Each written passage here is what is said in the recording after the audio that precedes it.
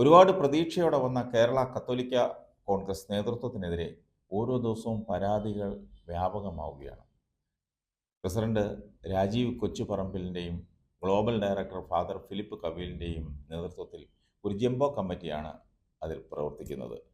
സമുദായത്തിൻ്റെ പ്രശ്നങ്ങൾ അധികാരികളുടെ മുൻപിൽ അവതരിപ്പിക്കാൻ സാധിക്കുമെന്ന വിശ്വാസം ഉണ്ടായിരുന്നുവെങ്കിലും ചില പ്രസ്താവനകളും കുറച്ചു പേർ ചേർന്ന് ചില കൊച്ചു കൊച്ചു പരിപാടികൾ നടത്തി മാധ്യമ ശ്രദ്ധ നേടുക എന്നതിൽ കവിഞ്ഞ് ഒന്നും നടക്കുന്നില്ലെന്നാണ് പല കത്തോലിക്കരും പങ്കുവയ്ക്കുന്ന വിമർശനം. സംഘടനയ്ക്ക് ഒരു മുഴുവൻ സമയ പ്രസിഡന്റ് പോലും ഇല്ലത്രേ. പിന്നെ കുറച്ച് നോമിനികളും കൂടിയാകുമ്പോൾ ഒരു ഓട്ടോറിക്ഷയിൽ കയറാനുള്ള ആളുകളാകും. അവരൊത്തുകൂടുമ്പോൾ ഒരു കൊച്ചു പരിപാടിക്കുള്ള ആളുകൾ തികയും. മൈക്രോ ഫിനാൻസിലൂടെ ക്രമക്കേട് നടത്തിയെന്ന ആരോപണം നേരിടുന്നവരും തട്ടിപ്പ് വീരൻ മോൺസൺ മാവുങ്കലുമായി അടുത്ത ബന്ധമുള്ള ആളുമൊക്കെ സംഘടനയുടെ നേതൃത്വത്തിൽ വന്നത് വലിയ ചർച്ചയായിരിക്കുകയാണ്. വിശ്വാസ്യതയെ ബാധിക്കുന്നതിലേക്ക് കാര്യങ്ങൾ എത്തി നിൽക്കുന്നു.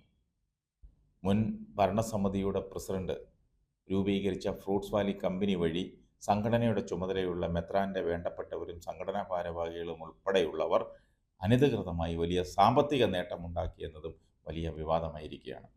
മാത്രമല്ല, ഇവരുടെ നോമിനികളാണ് ഇപ്പോൾ ആരോപണം നേരിടുന്ന ചില ഭാരവാഹികൾ എന്നത് അതീവ ഗൗരവമുള്ളതാണ്.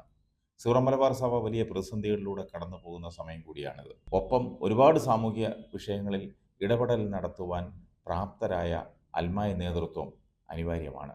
നിലവിലെ സംവിധാനം ദുർബലമാണെന്നാണ് പല അൽമായരും പങ്കുവയ്ക്കുന്നത്.